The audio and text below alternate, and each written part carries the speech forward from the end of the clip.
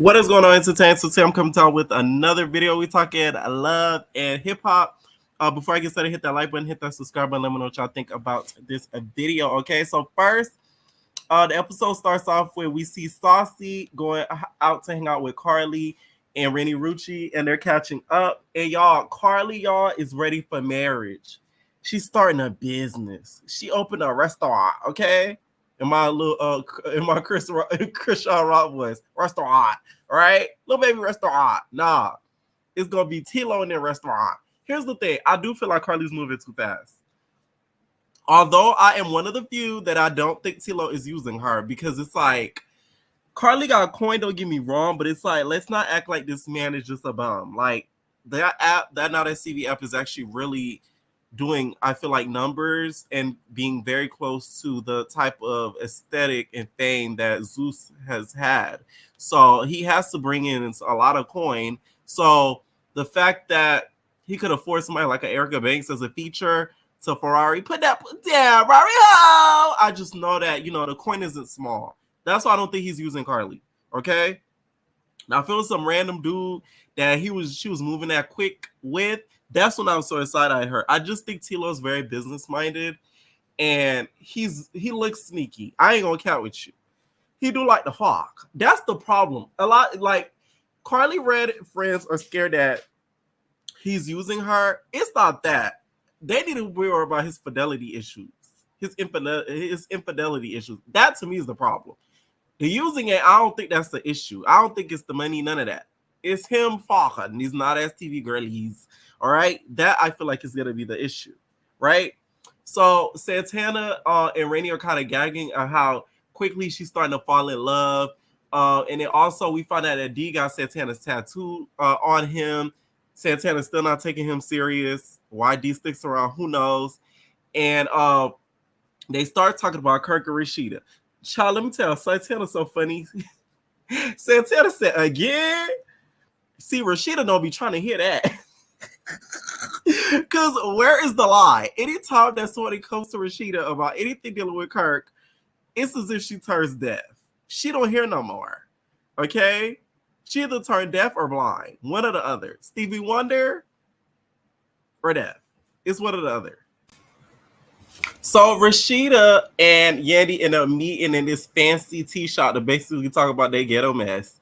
Here's the thing, Yandy, you thinking you taking Rashida to an up class, area to talk about her woes isn't gonna solve her woes. She needs somebody who really gonna tell her the truth and not trying to pacify it with a bunch of BS. Okay, she needs a real friend that's gonna tell her stop being, so passive aggressive with the situation and be a little bit more aggressive, because that nigga is playing in your face. Okay, it's the fact that there's rumors now about Yandy, and she said in the same scene, she literally said, you gotta, face it with all your might or whatever. Basically, she needs to take that advice herself, because now there's rumors about Mandisi. Okay, so Yandy's basically telling Rashida everything that's happened with Diamond's party and Jasmine going around and doing it, and she's wondering what is her purpose in doing this. Okay, it's because of Kirk. Kirk said that she was trying to get on him, so she's trying to prove the fact that it wasn't her, it was him. That's the whole point in doing all of this. And also she wanted a check. Let's keep it a buck. Okay, she wanted that munyan. Let's not act like she's just doing this, just for the get back. She wanted the munyan and to rectify her name. She wanted both. That's what I get from this. Another thing too I wanted to say, Kirk deleting those messages clearly shows something weird was going on. You don't delete messages if you're not trying to hide something. I don't care who you are. If you deleting the message and threads and stuff like that, you're weird. I remember this one time. This person slid in my DM and is gonna delete it after I didn't reply, because I seen it, but I didn't have my red receipts on in my DM, so they quickly deleted it after they saw it. It took me a minute to reply back, but I had seen it, but I was not interested. Like Wookie back, he deleted it, tried to play it off like, oh no, it was something else. I'm like, okay, you're weird. Like, I'm good. I'm telling y'all, the stuff that be happening on this internet. if I was a messier mother, y'all would be really, you know, having a ball. But you know, I'm messy to a limit. Okay. Next thing you know, Rashida tells Yandy she's gonna meet with Jasmine and Kirk because that's the grown woman in her. Okay. And Yandy said that's the right thing to do, and she's gonna back her sister up to the end of it. I really feel like this is a lot of Rashida's comment before she did the K Michelle. You was cackling and kiki kaying about how you don't believe K Michelle got beat up by that nigga. Look what happened. Now you got a nigga that's literally still cheating on you decades later. I'm just saying, like, it is what it is. So this whole little Zayn storyline with Ashley, I feel like y'all is hurting the baby.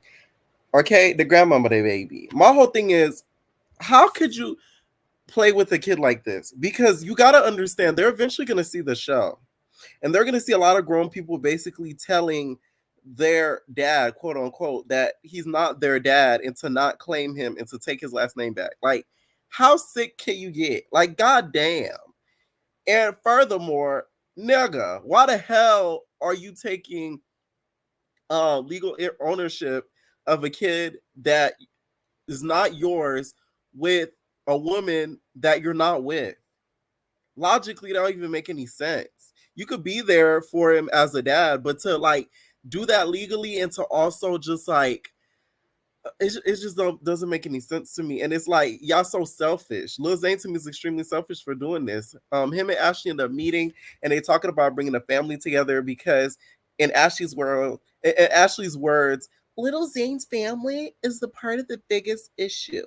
They're a little bit of the problem. So in order to solve the problem, you gotta cut the head off. Y'all know Ashley talk like a damn teen mom. So she's in her teen mom era. She's trying to fix the family issues. But from what it looks like, it seems like little Zayn's family kind of support his efforty and kind of contributed to it too. So we get to Karlie's engagement party, okay? So she is as a married woman, soon to be, okay? Tilo, please. Let me tell y'all, it's so funny to see him on this show because I gotta understand all this reality TV that he's responsible for. You're responsible for giving the sausage baddies where bitches just get in the house and just stop. Okay, so to see him on a show as elevated as this, it's kind of funny. Now he proposes to Karlie. I do feel like they're moving fast in regards to the marriage. Although I don't think they're bad for each other, for them to get married is a little wild. It's a little cuckoo to me because y'all are just starting to know each other. You don't know what he looks like without the toupee. Let me stop clocking T. Okay, what Renee Chill said, clock that T. Okay, sorry. Anyways, he proposed to her. Karlie is a Love and Hip Hop Thanos. This is her 9th engagement. If you guys do not know, she's been engaged to every nigga that she's brought on Love and Hip Hop, and she collects the rings. Okay, and she building the pottery, bitch, of gold and silver, and gold. Oh, I'd rather have Karlie than silver and gold. No riches at. Let me stop. Like, really, Karlie, you gotta kind of slow down and really get to know this man to even begin with, because it's not like he has the cleanest of image when it comes to women and stuff. Last time I saw on the internet, he took Bunny Rat. Well, Bunny Rats got to go to court because you had to tell her to stop stalking you. You know what I'm saying? So he comes with his little fair share of drama. You might want to slow down, Karlie. All right. Now, the party that he threw for her was very nice. It's Karlie's video release party. Yandy so damn fake with Amy. They're like, you're engaged. Oh my God. Oh, wow. They sit down. Yandy said, wow, our friend got engaged again. Amy said, let's see how long this one lasts. They said it like it was a bad wig. You know, when you get a wig or something, or you get a gift, you're like, let's see how long you're going to keep this. Listen, that's wrong. When she said that, I screamed. I'm not gonna lie. So Yandy and Amy sort of sit down and they start to catch up. And apparently, y'all, Amy is on a mission for a get back on the Bambi. Okay, the deer. She is apparently now starting to see Mr. Scraps. Okay. Mr. Scrappy. They apparently are working on music or something with to that effect, but y'all know I'm just sitting in the studio trying to get to you, baby. We know exactly what you're trying to do. Let me tell y'all something. Love and Hip Hop is like it's just a bunch of fake bitches that's filming together. So during the party, they play Karlie video. She like, you wanna put it down on me? He wanna put it down on me. You like a real Trini girl, put it down on me. Wanna put it down on me. So it's the Trini version of put it down. Put that pussy down. No creativity, CeeLo. I see you. So the music video is okay. I will say though, shout out to Carly. Say what you want about her, but she's done really great in the reggae dance hall aspect of the music industry because every 2 seconds she's either charting and she's beating the numbers. No wonder Spice don't like the beach. Okay, you know what I'm saying? So she's really, doing her biggest one in regards to uh tapping into an industry that isn't the most saturated. So shout out to her for that. Now, after they play the music video, they congratulate Karlie on her engagement. And then Karlie says that if he cheats, she gonna turn into damn Stevie Wonder. So you gonna turn into Rashida. That's sad. In this generation, you gotta just turn into Rashida in order to stay in a relationship. Ain't that sad, y'all? So next thing you know, Mr. Owner walks up. Hello. The man walks up and Amy's so funny. Let me tell you, Amy's the shadiest bitch of them all. She says, I want to see y'all kiss. I'm weird. Child, they hit us with a little bird pack. It was giving, a bird when they land on a car and they start pecking at the window. It was giving that. It didn't look sensual. It didn't look sexual. It didn't give I'm attracted to each other. It didn't give I want to fuck on you. It gave business with a little bit of sex. I'm sorry. They shade. They shade. It is what it is, though. Okay, I'm not mad at it. Y'all love it? Oh well. Now they asked Mr. Owner, "Why do you want with my friend?" And T-Lo gonna talk about, I got everything. Like I don't need nothing from her. Which, like I said, I would defend him on that. Okay, I would. Now, Yandy, you over here cackling like haha kiki. You need to be worried about what Mr. Mandices is doing, okay? I'm just saying. Child, it was the reaction shots. Yandy looked disgusted and Amy looked confused. When they kissed, it was just so funny. Oh my god. But basically they're starting IVF together, so they're gonna have another baby. Put it on him, make him wanna marry me and have a baby. Okay? Too bad he got one on the he too bad he just had one by Mrs. T Hollywood. Okay. Clearly she's gonna be a part of this season storyline coming up next. So we're gonna see a lot more of Mr. Owner. Okay.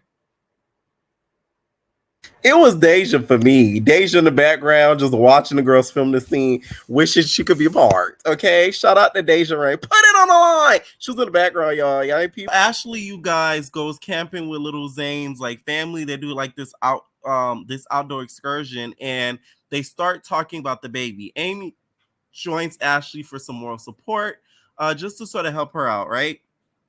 And we find out through little Zayn's mom that she named the baby that's not his. If y'all on son saying that they don't think the baby is yours, what gives you the right to name the baby? You like, this is what I'm talking about. Like, this isn't funny to me. Like, y'all playing with a whole kid. That's not right. Okay? Ashley starts to get emotional. She's like, what do you mean? Ah! She started to get to crying, just start bawling. Okay? Just angry and sad because she feels like his family is an op. I feel like Ashley's best move was to be let that nigga go. Let my people go. Because if his own family is supporting his fuckery, that means you are at a lose-lose situation. You're always going to be at a loss. Okay? Always going to be at a loss. So Kirk, Rashida, and Jasmine finally sit down, and they're sitting out in a park. Rashida, you clearly was dressed inappropriately because Jasmine was dressed ready to thump. Just in case you tried to swing at her, better swing when you see me, ho, in my JT voice. She was ready. So she was not dressed appropriately, but she made sure to be as honest as possible. So they're sitting down, they're talking about everything, and basically, Rashida starts reading these texts with Kirk and Jasmine. Now, in the text, it's a half text, meaning that half of it is deleted and it's not there. They're talking about business and basically getting some money in order to, I guess, resolve something. And he gave her the money and said, "No, that's not what that's for. You know why I gave you that." And it sort of cuts off there. So Rashida starts to get mad because she like, "What the hell?"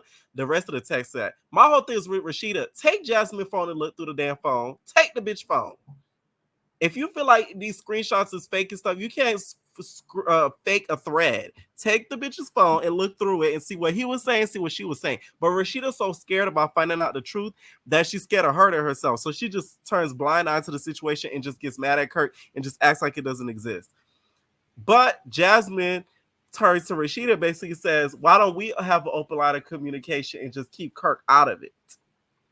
Now, Jasmine, it could be two of two. It could be one of two things that you're doing. You could be trying to become a nice person and make this easy on Rashida so you don't have to talk to Kirk, or you could be trying to be a sneaky whore and get close to Rashida and cuckoo and cookie crush girlfriends with her while you fucking on her husband. It's one of the two. And I'm leading towards that you're trying to be a good person, okay? Because I just feel like if she wanted to be sneaky with him, she could have been did it and nobody would have knew. She would have never came back on Love and Hip Hop. She still would have been fucking on Kirk. Rashida would have turned a blind eye. All would have been good in the Frost household. It would have been chilling. You get what I'm saying? Rashida gets mad. When Rashida get mad, what Kim Michelle said? Rashida got bags. She's a bag lady. She's a prude. Get her husband out the room. Out the room, yeah. Okay. She turns into a straight nail god. She was just like, man. She walks off all Humpty Dumpty and all. She get in the car. Kirk opened the damn door. Kirk be killing me with these puppy dog eyes that woe is me when this whole situation go down. He be like, what did I do? Arms wide open. Like he done hit somebody in a fender bender. Like it's just, oh my God. You too old for that. Oh. And Rashida's never going to leave him. So it's like, this is like an endless conversation. Let me know what y'all think down below about this episode. I do feel like had, let's say, Rashida and Jasmine had an open line of communication and Jasmine not talked to Kirk, it would make things a lot better. I will say that. Let me know what y'all think down below, and we're out, babies. No personal thing.